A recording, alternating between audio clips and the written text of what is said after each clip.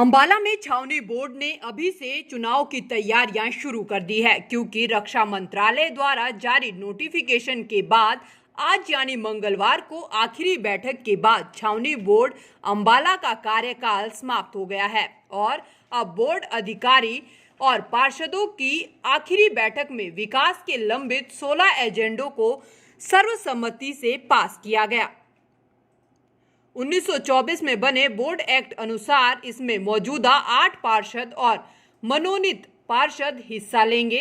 Board के पूर्व उपाध्यक्ष ने कहा कि भाजपा सरकार ने अंग्रेजों से चले आ रहे छावनी बोर्ड एक्ट में बदलाव के बारे में प्रयास किए हैं और सुमित बोस के नाम से एक कमेटी का भी गठन किया गया है। उनकी सिफारिशें सरकार को भेजी है, जिस पर मौजूदा सरकार काम कर रही है और जल्द ही उसमें भी बदलाव करेगी। पिछले 10 फरवरी को बोर्ड का कार्यकाल खत्म हो गया था, लेकिन किन्हीं कारणों से इसे 6-6 महीने के लिए 2 बार बढ़ाया गया था और अस्थायी रूप से बढ़ाए गए कार्यकाल में सबने बोर्ड की गतिविधियों को ठीक से चलाया। अब बोर्ड एक्ट के मुताबिक इसका कार्यकाल और नहीं बढ़ाया जा सकता, जिस कारण छावनी बोर्ड को भंग किया गया है।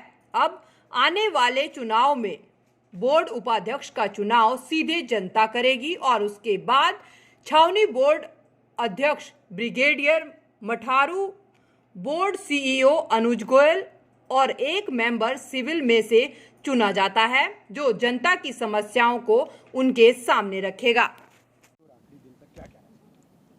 नहीं, हमारा बोर्ड का जो कार्यकाल 5 साल का था, हम 5 साल के लिए 2015 में पार्षद चुने गए थे। उसके बाद हमें 6-6 महीने का एक्सटेंशन भी मिला। एक्ट के अकॉर्डिंगली 6-6 महीने का 2 बार हमें एक्सटेंशन मिल सकता है और हमारा पूरा कार्यकाल जो है वो 6 साल का रहा।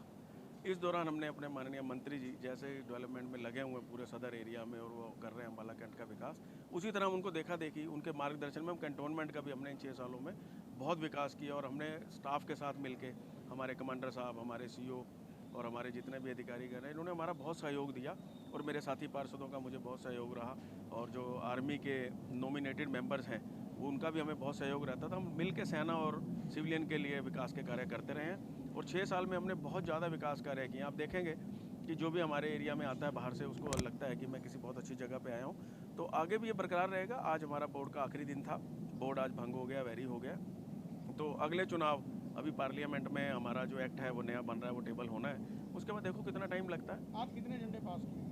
आज एजेंडे थे लगभग 16 एजेंडों पे हमने काम किया है। जो हमारे पेंडिंग काम थे वो चलते रहेंगे, निर्बाध गति से चलते रहेंगे। किसी तरह की कोई बजट की दिक्कत नहीं है, किसी तरह से कोई विल पावर की दिक्कत नहीं है। हमें हमारे कमांडर साहब ने और सीईओ ने अश्योर किया है कि जो भी आपके पिछले काम पास हुए हैं वो एज इट इज चलते रहेंगे, कोई भी उसमें कमी आड़े नहीं आने दी जाएगी। थी क्योंकि हमारा ये कैंट बोर्ड जो है भारत सरकार की नोटिफिकेशन से डिज़ोल्व हो रहा है, क्योंकि पहले 5 साल के लिए ये इलेक्ट हुआ था, उसके बाद 6-6 महीने के 2 बार एक्सटेंशन दिए गए, तो ऑलमोस्ट 6 साल के कार्यकाल के बाद ये बोर्ड अभी डिज़ोल्व हो रहा है।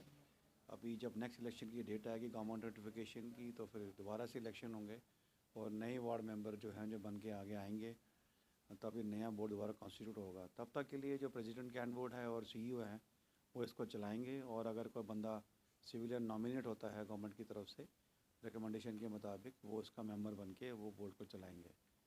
बाकी जितने कार्यकाल हैं वो चलते रहेंगे। कैंट की तरक्की, कैंट में जो काम है वो जो हमारे बजटेड हैं, जितने भी हमारे वर्क सैंक्शन हुए हैं, उसी प्रकार से चलते रहेंगे। काम में कोई कमी नहीं आएगी, पर अभी गवर्नमेंट का जो रेजोल्यूशन पास कर रहे हैं उसके हिसाब से जो हैं हमारे वर्क्स पर चलेंगे और जिस प्रकार से गवर्नमेंट की पॉलिसीज़ आएंगी, नया बोर्ड बनेगा, फिर एक नई तरीके से काम चलेंगे। अदरवाइज़ जो हैं सारे काम जो है कैंट के हम मिलजुल के सिविलियन के साथ करते हैं और ये बोर्ड ने पिछले 6 सालों में बहुत अच्छा काम किया है। आप देख सकते हैं कि पूरा कैंट चमक रहा है और एक अच्छी रहने की जगह है। तो मैं उस बोर्ड के सभी मेंबर्स को धन्यवाद देता हूँ इस मौके पे और आशा करता हूँ कि आगे भी अपना सहयोग देते रहेंगे, चाहे डायरेक्टली या इनडायरेक्ट रूप में, अपने सजेशन से, अपने रिकमेंडेशन, ताकि हम जो हैं अपना काम उसी प्रकार से मेंटेन रखें। बाकी जैसे गवर्नमेंट की पॉलिसीज़ आएंगी इसी प्रकार फिर हम कार्य किया जाएगा। आई थिंक इनके तो परमानेंट मेंबर, तो परमानेंट ऑफिस सेक्शन तो इधर ही है।